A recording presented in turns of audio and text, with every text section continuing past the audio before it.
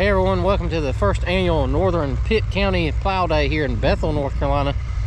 We're out here on the eastern part of North Carolina, so come out here to a plow day. It's rained a few days before, a little moist, but not too bad. Just about right for plowing. So we'll carry you through and show you a couple different tractors out here. A few farm autos and even fewer John Deere. So.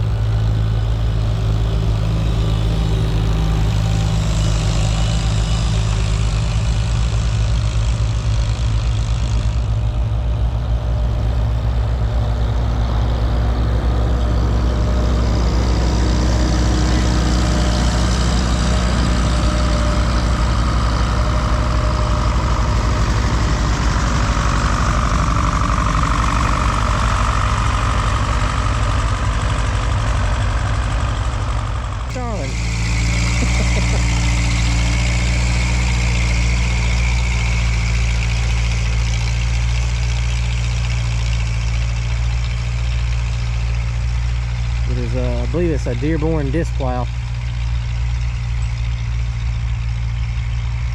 They're good for areas that's got a lot of trash or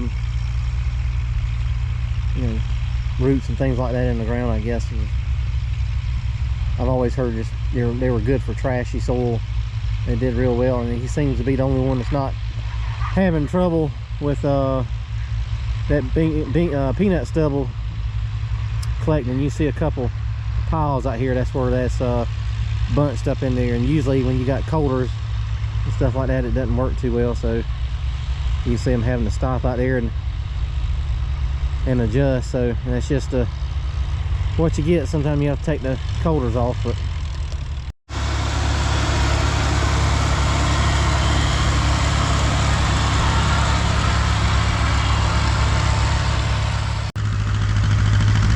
it's 2 cylinders skipping?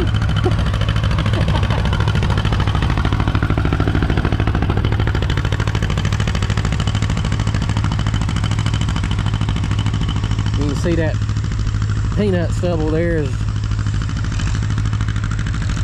collecting. A lot of them, they're having to stop, but that's just like I said before, that's just the way it goes. Even the ones that don't have coulters on are having trouble. But really it probably should be lightly disted before, but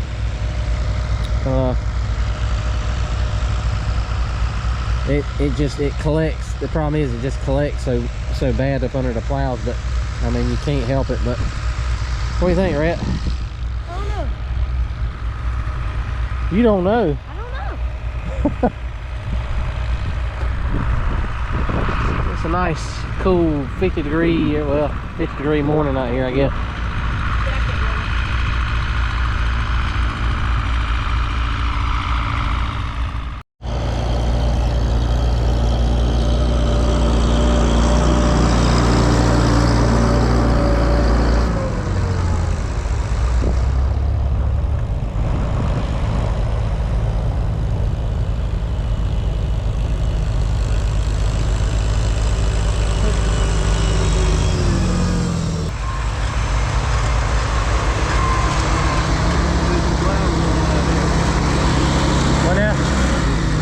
Plowing going on out here. Get him.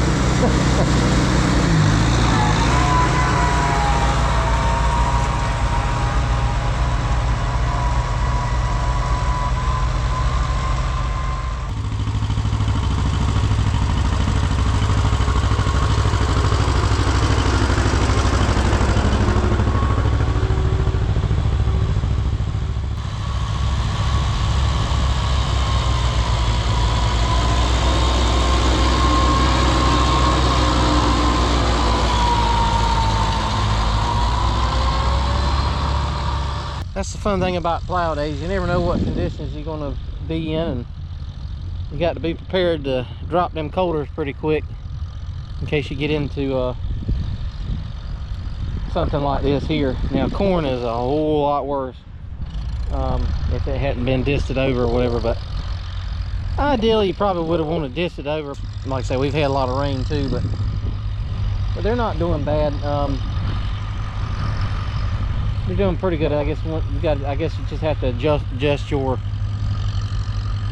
plow to not plow so deep. But we're in a like a topsoil, sandy topsoil, and a little bit of clay you can see mixed out here, but not much. So, all right, we got a John Deere here coming with a rear slung exhaust and a Ford 801 or 601, I think. So.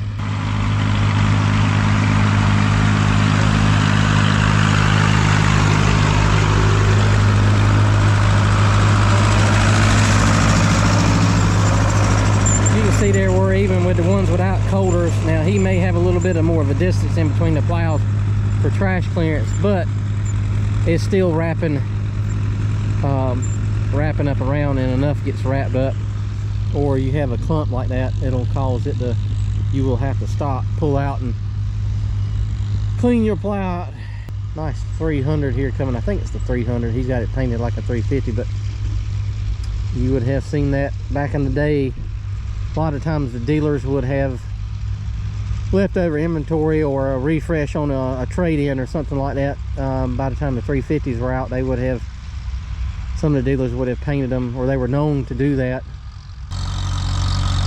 Oh, it is the 300.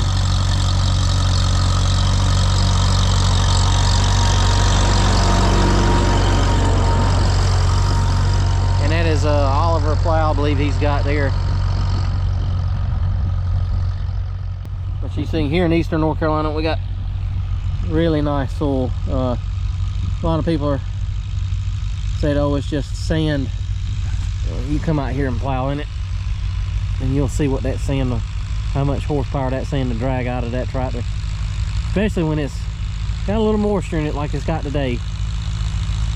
They're not plowing, most of these are not plowing all that deep, but it's working them.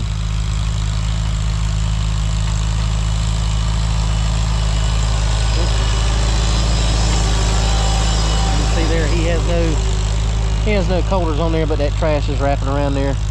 Those 215s, if they got pretty good trash clearance, and they do pretty well. But coulters on a day like today are not too good. The trash in front of the plow and help break that land open for that plow when it comes along, and it peels and lifts at the same time and turns that soil over. But when you got all that trash in there, it just wraps it up. But Mr. Steve Starling here, Starling Farms. Yeah. Oh. I said, yours is doing the best out of all of them for a while. Well, I'll tell you that. When I don't know what the land's gonna be like, Yeah. that's what I take. Yeah. Well, I was saying earlier that, you know, those disc plows like that, they cut and they're turning different than them bottom plows are. Yeah. They work better than trashy soil, but yeah, I'm just afraid I'm gonna break a blade at some point. Can't get them anymore. there was a guy they were taking, he was taking disc blades and making them, laying them on a jig, drilling the holes and making them work. He had scallop blades on his. That's good to know. I've got another one of those, and when I bought it, I didn't notice it had two different size blades on it. So I got to try to work that out. But yeah, you can make them work. All in due time. Yes, sir. I got more time than I got money. Yeah.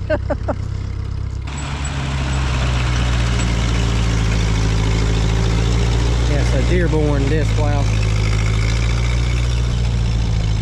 So even there, he's catching other people's trash there. Now those have a scraper blade that would go on the front of that disc to keep sticky soil from sticking to them, but that would not work today. Here's a John Deere man. He's a good man, he just don't know good tractors yet, but Mr. Drew.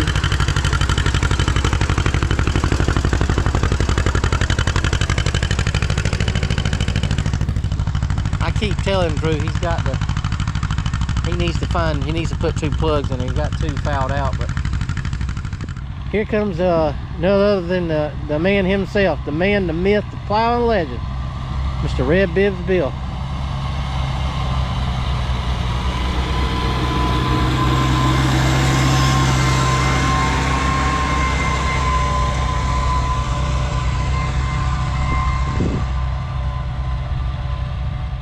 Yeah, I've known, got Brendan Dixon coming up here on his little John Deere 110, I think it is. But I've known Brendan since 2007, since I got on YouTube, and met him through YouTube. Brendan's a good old guy. You know, well, he's younger than me, but he's just an old soul at heart. And like I say, he's think a lot of him. And like I said before, it's just the way these plow days go. You never know what you're gonna find. Type of soil. Soil's the biggest thing. You know, you get into it, you got your plow set at home in your type of soil, and then you get out here into a totally different world and different part of the state, and you've got to readjust. Like I say, you can't adjust it for just one. You can't adjust it for just one type of soil. Even in our plow day in Greenville, there's some clay mixed in, and you hit that and it throws everything off. But you got to be ready for all conditions: trash, wet soil, clay soil, sandy soil. It's out there. That's the good thing about eastern North Carolina. There's some good soil to plow out here. A lot of people think that, you know, we've got it pretty easy in this. Like I said, it's not that easy plowing in some of these in sand, well, sandy loam topsoil, I guess, mix, and it's just, like I say, it'll show you what that tractor's made of.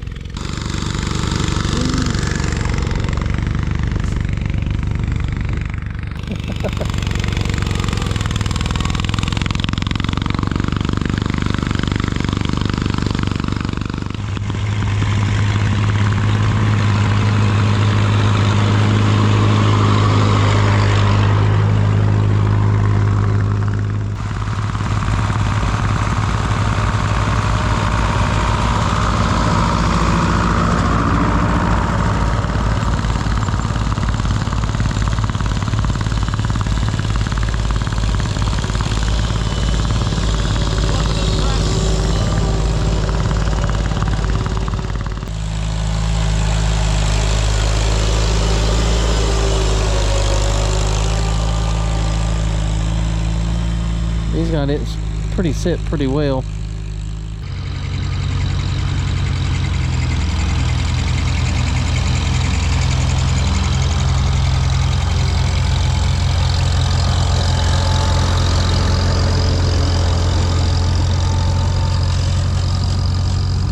Seems they're finding they've got it about figured out now.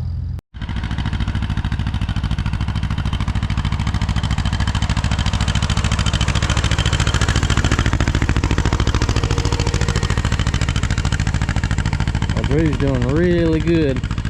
He's got his plow set just right. You can see how it's leaving it level. Seem to be doing a lot better here. Maybe it's just a different part of the field, but don't seem to be bringing up as much trash as they were.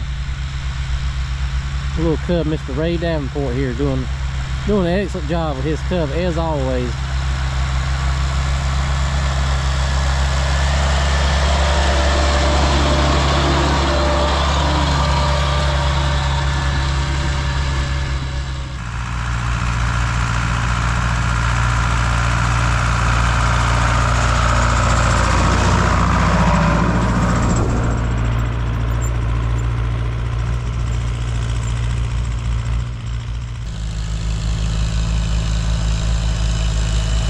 He's doing a good job.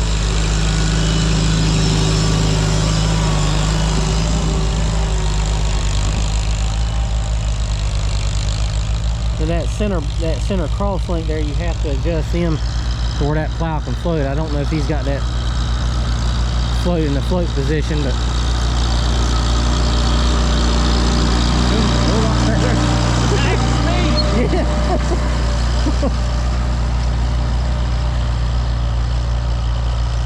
that's another thing. Speed is a lot to do with plowing as well. You can go slow and it'll ridge up like they were doing up here earlier, and you can go too fast and throw the dirt too far. But you can see he just about got it perfect. Oh.